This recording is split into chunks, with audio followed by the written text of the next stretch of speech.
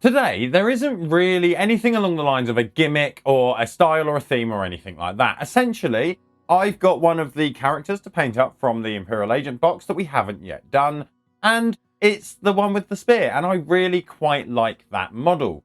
So rather than stress trying to build anything special in for this video, I thought we'd just have a little bit of a chill one, spend an evening going through and just painting up this model. Obviously, I'm going to have to make it tie in with my existing army, but beyond that, I'm just going to have fun and do a little bit of experimenting.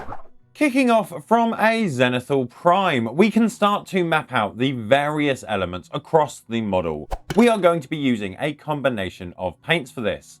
We have some contrast paints. For some areas like the armor, the shirt, we're going to be going for red and blue, as well as we have some various leather details. And all of these are going to be covered in either a black or a brown, giving us a few different leather options throughout the scheme. Elements like the skin, the trousers, and the crotch cover were all base coated in a couple of thin layers of paint. We had a dark skin tone for the skin, and then a combination of oranges and siennas for the fabrics. Now, predominantly I want to point out in this video that unlike all of the other videos I'm doing, I'm going to go in a little bit less detail than normal. And the only reason for that is predominantly we're using glazing, multiple thin layers again and again and again, and then slowly transitioning brighter and brighter as we go. And rather than just having 300 jump cuts from stage to stage to stage, I thought it'd be better to take this a little bit of a more slow-paced video. Don't worry, we're still going to have the outcuts and the shout outs of the paints and the mixes that we're using, but we're just going to be kind of glossing over whole sections in bits of conversation. So bear that in mind. All of it still applies. It's just we're doing it over many layers. So what may sound like in the video 2 to 3 minutes of a quick one layer process, it's not. It is a lot of consequential layers on top of each other using glazing. Starting with our red armor, we can essentially use any type of palette for this work. Here we're going to be using a well palette made from an upside down base.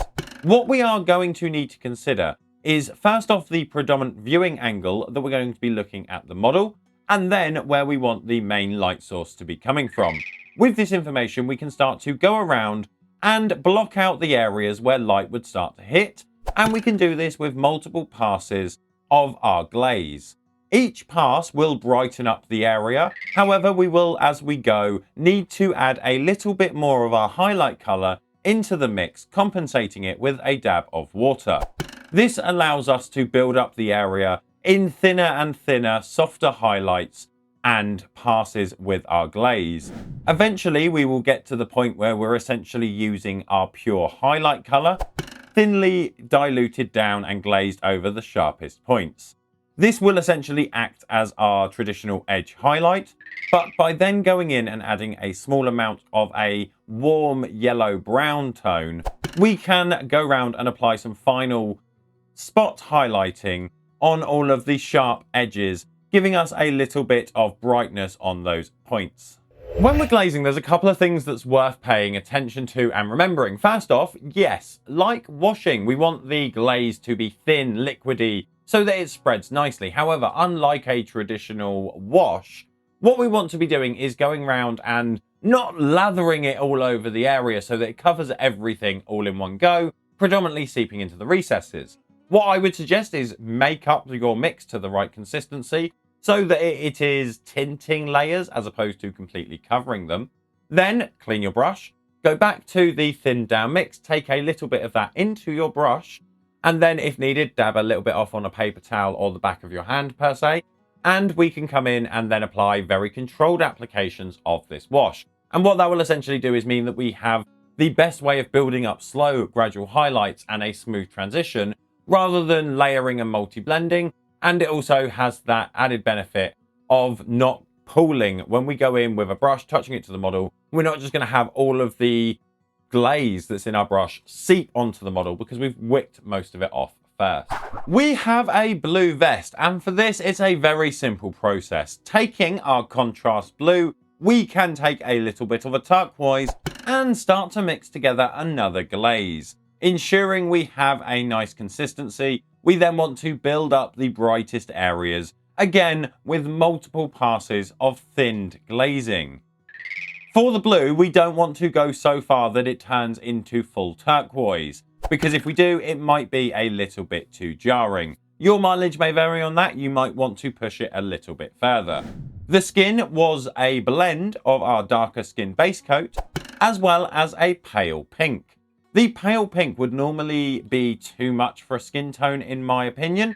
However, because we're glazing it up and mixing it in with our shadowy base coat, we are able to still maintain a fair amount of warmth and build up the brightness as we go because of the highlight color we've chosen. We also opted to apply a thin additional glaze of pure pink just to the face in order to slightly brighten it up as it acts as a focal point of the model. Now we can start on things like the straps and the belts, and obviously we've got other elements that we did in brown or black contrast, things like the boots. And to make sure that we've got them to look similar but also a little bit of separation, we're starting from the same base coat, so the same contrasts, but at that point we can start to bifurcate it out and we'll change the highlight path. And that way we get a little bit of separation and variety across those areas. Going through the various brown elements, naturally we have the staff. And here we opted to highlight again through various passes of glazing, this time along the length of the shaft, using a lighter brown as our chosen highlight color. Before we then got to a point where we added a little bit of a pale yellow brown into that mix for the last few rounds of glazing highlights, just to give us that nice punchy brighter sections of the staff. The other areas that we looked to cover off are elements that we've either covered in a black or a brown base. Predominantly these are things like the belt and the chest straps. For these we simply took whatever color it was base coated in the form of contrast, mixed in a little bit of the pale pink, giving us a simple highlight tone that we can use to come in and carefully glaze across the brightest sections and all of the edges of the belts and the straps. From here we can move on to the trousers, and this is where I wanted to try something a little bit fun. I wanted something that had some detail if we looked into it, but overall didn't draw attention. Obviously I don't really want people looking at the trousers of the model, but if they do look there, I want there to be some interest. So I thought the way to achieve this was to make them look ragged, worn and slightly bleached. And to achieve that, I've decided to essentially mix in the complementary color from what we are using. So as you can see here, I have a color wheel. On the opposite side of the color wheel to our orangey color that's closest to our trousers, you can see we have a tealy greeny blue. So what we're going to do is take a turquoise, which is a tealy greeny blue, and then use that and mix that in as our highlight color with our orange. Because it is the split complementary or complementary color, there's a point in the middle where all of the colors are essentially combating each other, and we get close to a worn gray tone. And then as we add more of our blue turquoisey color, it'll obviously push more towards that color as it becomes predominant in the mix. So we're just going to have a little bit of fun, see how it comes out, and let me know down in the comments what you think based on how it turns out. We can start to glaze up the main surfaces for the trousers, glazing more and more as we get to the most raised and obvious areas. As we do this, we will want to slowly add in a very, very small amount of the turquoise. I found through this process that the turquoise is very easy to overpower the orange base, so add it very, very gradually.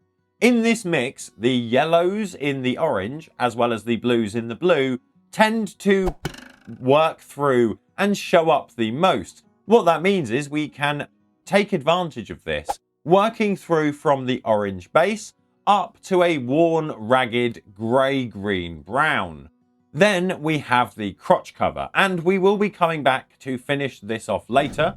But while we're here, what we can do is take the base from the first stage and start to mix in a medium purple, and that will then allow us to build up multiple glazes using this color until we start to have a warm pinky purple tone with some nice shading. Now we have all the remaining areas that are blacks and browns that we haven't painted, and we can whip through these quite quickly once you've double checked that you've subscribed. Essentially what we did is take the base coat contrasts and a selection of brighter highlight colors and then mix them in a little bit willy-nilly in order to get some sporadic but yet harmonious variation across those models.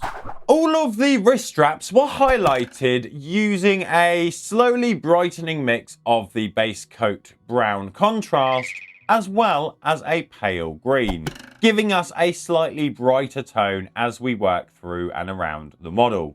We also have the boots, and these were also base coated in a brown contrast. However, here we opted to mix in a bright yellow, giving us a slightly warmer tone in compared to the green that we used prior. Now it's time to finish off that crotch cover.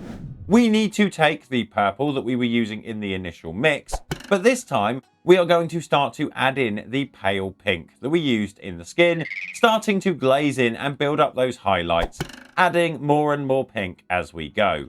Still, we will come to a point where we have some sharp defined fabrics with really intense highlights that might be a little bit too much in your face.